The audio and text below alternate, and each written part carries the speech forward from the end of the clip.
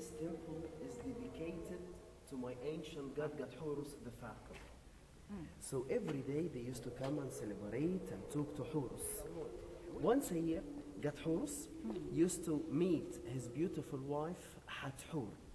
By the way, when Hathor was a child, when he was a baby, he had a beautiful nanny, a beautiful babysitter, a cow. Her name was Hathor or Hathor. Okay. But the mythology, the legend is saying that when Horus became old here, he married to his babysitter, he married to his nanny. It's just a belief, just a legend.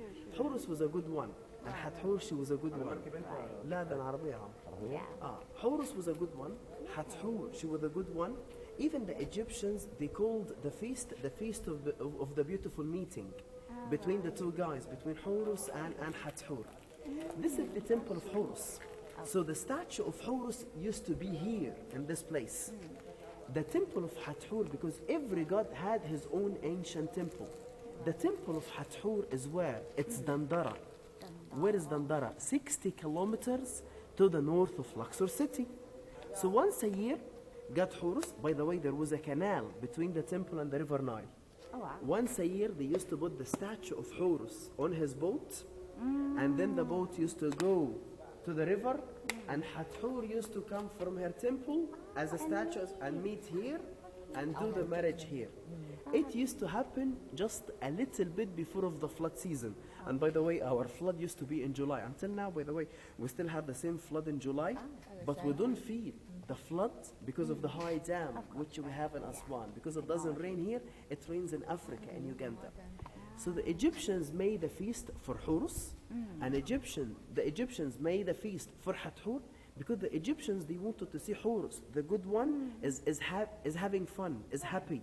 So the marriage used to happen here, in this beautiful temple. If you want to see it, it's here. It's registered on a wall here in this temple. Wedding story. So can you see the face, can you see the boat of Hathor? Oh, okay. She's coming, Yep. and in front of her, I can see the boat of her husband, God Horus, right? And I have some boats for some people. They are coming. They arrived the temple, so now they are carrying the boats on their shoulders. So the boats became inside the temple and the sanctuary of my ancient temple, right? So you can see how they are putting them on altars. By the way, I'm going to show you the same altars when we are inside the temple. I'm going to show you a boat. I'm going to show you the boat of Horus. But I have to tell you, it's not the original one. Oh, If you want to see the original one, go to France, go to Paris, go to the Louvre Museum, and then you can see.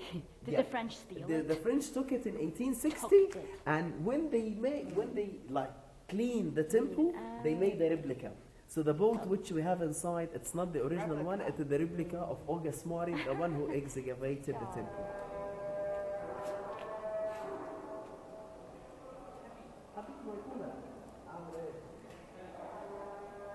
But there is an amazing scene in it. I love seeing it. Seriously, I love it. I love it. I love it. You know that? Do you know Alexander the Great for sure? How he became a king here in Egypt?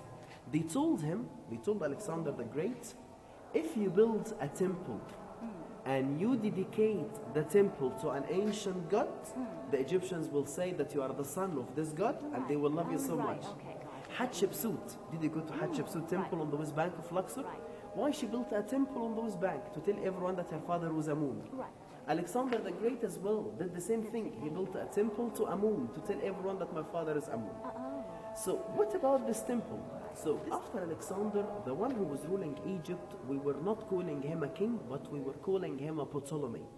Ptolemy the first, Ptolemy the second, Ptolemy the third. Ptolemy the third is the one who started the construction.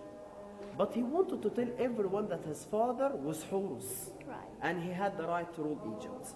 So if you want to see the propaganda which he made, look at here, Hathor, the wife of Horus. She's telling him, come with me. God Horus, he chose you to build his temple. He is saying, oh my God, I'm going to be the builder of this temple, so I'm the chosen one, and I'm going to be the son of Horus. So he accepted. So now the king is talking to an amazing goddess. Who is the one? The one with the star, Sishat, the measurement goddess, the gods of numbers. Right. Right? She's the one who used to choose the areas, Yeah, the so places of chose all this. of our ancient. Exactly. Right. So now she's having a hammer and a stick. The king is having a hammer and a stick, so they choose the area of our ancient temple. So they choose the king, and then the king told Sishat, we have to choose an area, and they choose the area, and now they are pouring the sacred sand. They are purifying the area.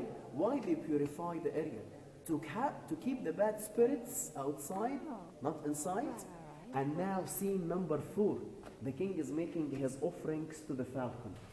But what are the offerings? Bricks, stones, right? So here, they choose the area, they purified the area, and now they have to build, right? So look at what they are using. They are using sandstone bricks. So you can see, so the king is telling Horus, bless me and bless all the bricks, because I'm going to build with all the bricks your temple. Look at the happy end.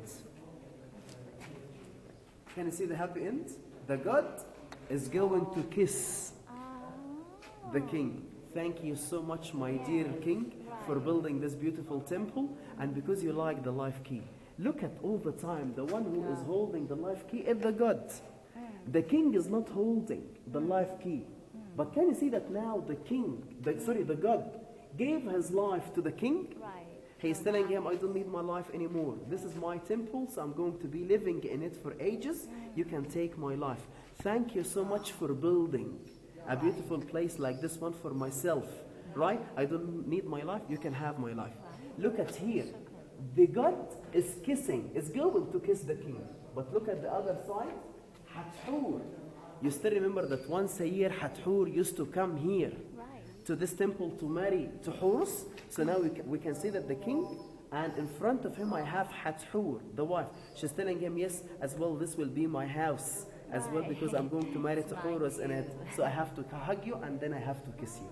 So you can see the happy end. One of my favorite rooms